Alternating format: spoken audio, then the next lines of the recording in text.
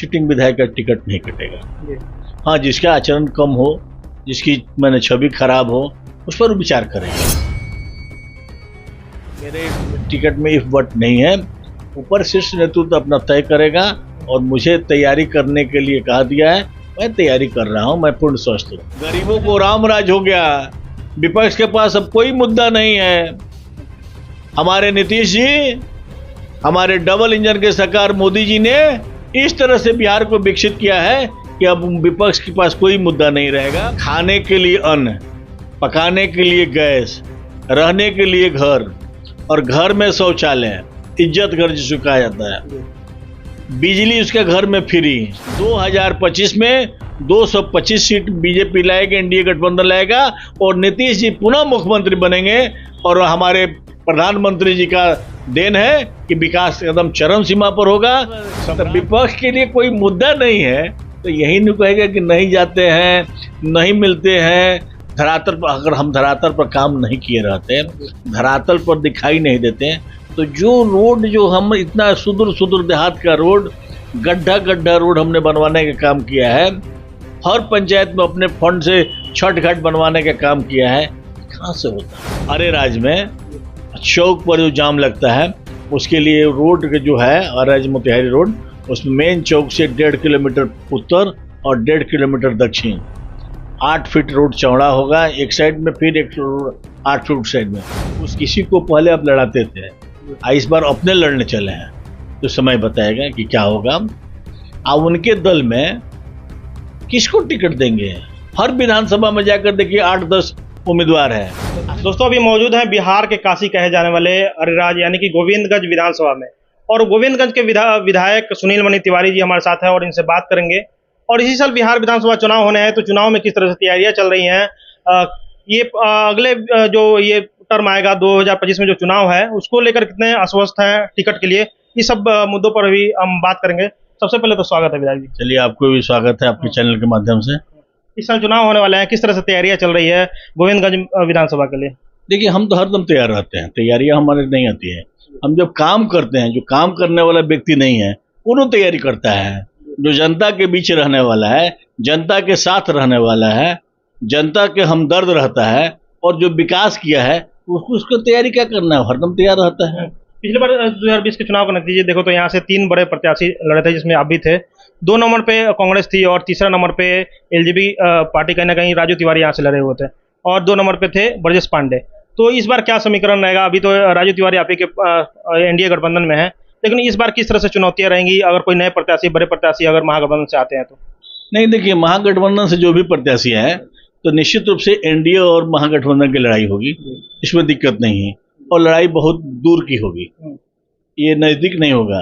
इस बार चूंकि पिछला बार एलजेपी लड़ा था तो मेरे ही वोट उनके पास गया था, इस बार वो भी मेरे साथ हैं, तो एनडीए के साथ वो भी रहेंगे, तो दोनों वोट हमको मिल जाएगा। तो एनडीए के साथ वो रहेंगे तो यहाँ पर महागठबंधन हवा हो जाएगा। जब क्षेत्र में जा रहे हैं गोविंदगंज विधानसभा क्षेत्र में, तो क्या समस्या सामने करना मिल रहा है? क्या विकास अभी तक नहीं हुआ है जो अगले टर्म में आप करेंगे, और क्या किस तरह से लोगों का रिस्पांस मिल रहा है आपके प्रति? देखिए, जब हम जीते ना तो उस समय सड़क, स्वास्थ्य और शिक्षा, ये 3 मुद्दा काफी था, और एक बांध का मुद्दा था, बाढ़ का मुद्दा था। हमने सड़क का लगभग या निश्चित रूप से इतना जरूर कर दिया है कि टेंडर हो गया है, कुछ सड़क बन गया है और कुछ टेंडर होने वाला है जो इस महीना में हो जाएगा। जो ये टोटल चार्ज हो जाएगा तो 109 रोड आपका होगा जो मेरा बनेगा। लंबा रोड, बहुत दूरी वाला रोड सब बनेगा। जब हम चुनाव लड़ने गए थे तो मलाई से गहरी रोड है, सिरनी बाजार से मलाई रोड है, इतना जर्जर था कि चलने वाला नहीं था। आज वो बन रहा है, इसमें से आधा पार्ट बन गया, आधा बन रहा है। एक रोड है आपका देश आजाद हुआ तब से बतवाहा चौक से नीरपुर, कोटवा पंचायत है पहाड़पुर का, नीरपुर जाने का, तो वहाँ रोड नहीं था, आज भी नहीं है, उसका टेंडर हो गया है। आपके बगल में उसी के कमाल पिपरा पंचायत के बनकटवा गांव है, उसको अगर अरेरा जाना होता है तो 3 किलोमीटर है, लेकिन उसको आने के लिए जाएगा पहाड़पुर, पहाड़पुर से होकर के रह जाए 12 किलोमीटर। वो भी रोड का टेंडर हो गया है धर्मदास के पोखरा के नजदीक। एक सबसे बड़ा महत्वपूर्ण रोड था, आपको भुतहा बाजार है, भुतहा बाजार से हेमतपुर होते हुए टिकुलिया नहर तक लगभग 4 किलोमीटर रोड है। उसके लिए हमने विधानसभा में 3 बार क्वेश्चन किया और आज संयोग है कि वो रोड पास हो गया है और वो भी रोड बनने जा रहा है। आपने बाढ़ का जिक्र किया, गोविंदगंज विधानसभा जो क्षेत्र है बाढ़ से कहीं ना कहीं प्रभावित क्षेत्र है, तो बाढ़ के लिए अभी कटाव चल रहा है, बारिश का समय है, बरसात का दिन चल रहा है, तो उसके लिए क्या तैयारियां किए हुए हैं और बाढ़ समस्या से निपटने के लिए और क्या प्लान है आपके लिए? देखिए, बाढ़ की समस्या से निपटने के लिए तो हम तैयार हैं। हमारे विभाग के सभी लोग बोरा में अपन बालू बांध करके रखे हुए हैं। बांध हमारा मजबूत है, बांध टूटने वाला कहीं टूटने वाला नहीं है। हाँ, कटाव की समस्या है पुछरिया में, संग्रामपुर के पुछरिया में। तो पिछले बार हमारे बाबू टोला और मल्हार टोला के नजदीक मैंने कटाव हुआ, लगभग 15-20 घर नदी में विलीन हुआ। तो उसके लिए हमने बड़ा जोरदार आवाज उठाया विधानसभा में। तो उसमें किया कि जांच करने के बाद हुआ कि जो बालू का सिल्ट हो जाता है तो उसके काटने के लिए 9 करोड़ रुपया विधानसभा से पास हुआ, और उसके किनारे पर बुलडोजर से लिए ठोकर बनाने के लिए 22 करोड़ रुपया पास हुआ है। तो 9 करोड़ में तो कट गया, बालू हटाया गया है, लेकिन ठोकर बनाने के लिए 20% कार्य हुआ, तब तक पानी आ गया। लेकिन 2 ही ठोकर बना है, वहां पर कटाव अब बंद है। उसके आगे आधा किलोमीटर 1.5 किलोमीटर आगे 1 किलोमीटर आगे पुछरिया का ही पार्ट है, वहां पर कटाव शुरू हो गया है। उसके लिए हम भी गए थे, देखें, विभाग को भी हमने बताया है, ऊपर हमने विभाग को भी लिखा है और अपने डीएम साहब से भी बात किया है, एसडीओ साहब भी गए देखने के लिए। उसका भी उस पर एक तो उसका कमेटी होता है, अध्यक्ष होते हैं, उन लोग भी आ रहा है और उसकी भी तैयारी हो रहा है कि इसको रोका जाए, ये कैसे रोका जाता है, इसको रोका जाए। ऐसे अभी हमारा वहाँ पर लगभग 70-80 ट्रक बड़ा बड़ा बुलडोजर रखा हुआ है उधर के उस साइड के लिए। तो कहीं ना कहीं लोग आएंगे, उस पर निदान करेंगे, वो भी कटाव रोका जाएगा और यथाशीघ्र उस कटाव को रोका जाएगा। यानी कि बाढ़ के लिए पूरा तैयारी आपकी चल रही है? एकदम बाढ़ के लिए पूरा तैयारी चल रही है। अच्छा, देखें तो आप विधानसभा में लगातार आवाज उठाते रहते हैं, वृद्धा पेंशन के लिए भी आपने आवाज उठाया और कहीं ना कहीं उसको 400 से 1100 कर दिया, तो इसको कैसे देखते हैं? आपका आवाज सदन में सुना गया और इसको पूरा किया और जनता जो है खुश नजर आ रही है, तो इसको कैसे देखते हैं? देखिए, हम जनता के सेवक हैं और उसके लिए आवाज उठाना, उसकी बात को रखना, ये मेरा लाजमी है। हम इसीलिए हैं, तो मैंने आवाज उठाया और जिस दिन 400 से 1100 रुपया, उस दिन अपार खुशी हमें हुई कि गरीबों का जो इस तरह से हुआ, और जो गरीब हैं, जो वृद्ध हैं, उनको इतना खुशी हो रहा है, जो 400 से 1100 मिला है, इतना खुशी हुआ है, इतना खुशी है कि उसका वर्णन जाकर के पहले उस गरीब से आप पूछिए, उस गरीब से पूछिए कि उसका कितना खुशी हो रहा है। अच्छा, देखें तो आप क्षेत्र में लगातार रहते हैं, लेकिन जनता सोशल मीडिया पर तमाम ऐसे सवाल कर रही है कि आप क्षेत्र में नजर नहीं आते हैं और कहीं ना कहीं जो विकास कार्य है वो भी नहीं हो पा रहे हैं, तो ये इस तरह का सवाल जनता क्यों कर रही है आपके बदले? जो हमारे विरोधी होंगे, जो हमारे विपक्षी होंगे, वो तो आवाज उठाएंगे, उनको कोई मुद्दा नहीं मिलेगा। अगर सब काम हम कहिए रहे हैं तो कुछ कहीं नहीं करेगा। एक राजा का को नौकर को हटना था, लाख गलती करता था तो भी राजा उसको नहीं कुछ बोलते थे। एक दिन राजा नौकर ने राजा पर थूक दिया, तो राजा ने कहा, हाँ, कितना ठंडा तहार थूक बा। तो नौकर ने कहा, ठीक बा, जाई जगह गरम नौकरा के रख दे। भागने का एक वो अलग बात है, कहने का एक अलग। तो विपक्ष के लिए कोई मुद्दा नहीं है तो यही नहीं कहेगा कि नहीं जाते हैं, नहीं मिलते हैं धरातल पर। अगर हम धरातल पर काम नहीं किए रहते, धरातल पर दिखाई नहीं देते, तो जो रोड जो हम इतना सुदूर देहात का रोड, गड्ढा रोड हमने बनवाने का काम किया है, हर पंचायत में अपने फंड से छठ घाट बनवाने का काम किया है, कहाँ से होता? बिना जाते हो तो होगा? नहीं होता। तो हम चूंकि यहाँ के वासी हैं, इसी मिट्टी में जन्मे हुए हैं और इसी मिट्टी में खेले हुए हैं और मरेंगे भी इसी मिट्टी में, तो इस मिट्टी का फर्ज बनता है, दायित्व बनता है मेरा, इस मिट्टी को संवारे और सब बिखारे। अरे देखो, तो अभी आपके कार्यालय पाए हुए हैं, जनता दरबार आप चला रहे हैं, तो ये चुनाव के लिए ही जनता दरबार है कि 12 मास हर साल मतलब ये चलते रहता है? नहीं, हरदम चलता है। प्रतिदिन सुबह 6 बजे से और 9 बजे, 10 बजे, 11 बजे तक मैं बैठता हूँ और उसके बाद मैं क्षेत्र में जाता हूँ, चाहे अपने काम में कोई जाता हूँ, लेकिन प्रतिदिन लोग हमसे मिलते हैं, जनता की हम बात सुनते हैं और जनता की जो भी आप जनता से पूछिएगा, हम अगर उसका कोई पैरवी करना हो, किसी का बात करना हो, एसडीओ से बात करना हो, बीडीओ से बात करना हो या दरोगा से बात करना हो, तो मोबाइल मेला खुला रहता है कि आगे वाला अगला पदाधिकारी क्या बोलता है वह व्यक्ति सुनता है, सीओ साहब क्या बोल रहे हैं वो व्यक्ति सुनता है, हम क्या बोल रहे हैं वो तो अपने सामने सुन रहा है। इसलिए हम एकदम सामने करते हैं, कहीं उसमें कोताही वाला बात नहीं होता है और इससे जनता को संतुष्टि होती है। जो हमारे मालिक हैं वो एक बहुत खुश रहते हैं कि नहीं, विधायक जी सामने पैरवी किए हैं और उधर से उसका रिजल्ट मिलता है और जाते हैं तो काम भी होता है।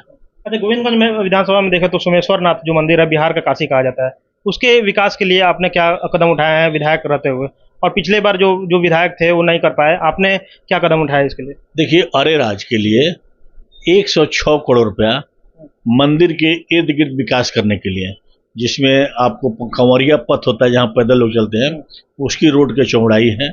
मंदिर के आगे 2 पुल है जिसमें यात्री आएंगे पूजा करने, एक से लोग निकलेंगे। जो बीच में तिलावे नदी पर जो पुल है जो कभी कभी मेला के टाइम में घेरा जाता है वो नहीं होगा। पर्यटन विभाग से दुछत्ती आपका धर्मशाला बनेगा जिसमें यात्री ठहरा करेंगे और भी विकसित काम होगा, उसके बजाबते सब कुछ बन गया है और उसका भी शिलान्यास होगा। और उसी क्रम में अरे राज में चौक पर जो जाम लगता है उसके लिए रोड के जो है अरे मोतिहारी रोड, उसमें मेन चौक से 1.5 किलोमीटर उत्तर और 1.5 किलोमीटर दक्षिण 8 फीट रोड चौड़ा होगा एक साइड में, फिर एक 8 फीट साइड में, उसके बाद उसका नाला, दोनों साइड में नाला और बीच में डिवाइडर लगेगा, उस पर लाइट लगेगा। जिस दिन ये सब बनकर तैयार होगा उस दिन स्वच्छ अरे राज होगा, चमकता अरे राज होगा, बढ़ता अरे राज होगा और वो इस दिन बुझाएगा कि हाँ ये काशी की नगरी है, बाबा इसमें विराजमान है और बढ़ता अरे राज दिखाई देगा। अच्छा, देखें तो इस बार कितना आश्वस्त है टिकट के लिए, जो इस बार बीजेपी आपके क्या मौका देखकर आपको टिकट देगी इस बार दूसरी बार? देखिए, बीजेपी ने ये कहा है, हमारे ऊपर के जो शीर्ष नेतृत्व हैं वो लोग कहें कि भाई सिटिंग विधायक का टिकट नहीं कटेगा। हाँ, जिसका आचरण कम हो, जिसकी मैंने छवि खराब हो, उस पर विचार करेगा। लेकिन मान लीजिए कि हमारे प्रदेश अध्यक्ष जी या हमारे माननीय अभिभावक सांसद महोदय जी, इस सभी लोगों ने हमको आश्वस्त किया है कि आपने इतने वोट से जीते हैं, आपका कार्यकलाप भी अच्छा है, हम एमपी के चुनाव में भी आपके द्वारा मैंने आपके विधानसभा में चुनाव हम लोग जीते हुए हैं, तो इसलिए मेरे टिकट में इफ वट नहीं है। ऊपर शीर्ष नेतृत्व अपना तय करेगा और मुझे तैयारी करने के लिए कहा दिया है, मैं तैयारी कर रहा हूं, मैं पूर्ण स्वस्थ हूँ। अच्छा, अगली बार 2025 में जीत कर आते हैं तो गोविंदगंज विधानसभा के लिए आगे कौन से ऐसे बड़े काम होंगे जो जनता के लिए करेंगे? वो तो आने के बाद बड़े काम कोई जो दिखाई देगा उसको हम पूरा करेंगे। अभी तो मंदिर के विकास तो हम इतना ना बड़ा काम उसमें कर देंगे कि उसके बाद बड़ा काम कोई बचवे नहीं करेगा, लेकिन फिर भी हर वक्त काम होता है। अब 125 यूनिट फ्री मिला, 125 यूनिट जब फ्री मिला तो प्रत्येक गरीब को अब बिजली के मैंने पैसा नहीं लगेगा, उसको अनाज मिल रहा है, रहने का घर मिल रहा है, शौचालय मिल गया जिसको इज्जत घर आप कहते हैं, किसान सम्मान निधि मिल रहा है, किसान सम्मान निधि मिल रहा है, गैस मिल रहा है। अब उसको क्या चाहिए? खाने के लिए अन्न, पकाने के लिए गैस, रहने के लिए घर और घर में शौचालय, इज्जत घर जिसको कहा जाता है, बिजली उसके घर में फ्री। अब उसको क्या चाहिए? अगर आप घर में अगर 2 वृद्ध है, 1 वृद्ध है, उसको 1100 रुपया पेंशन।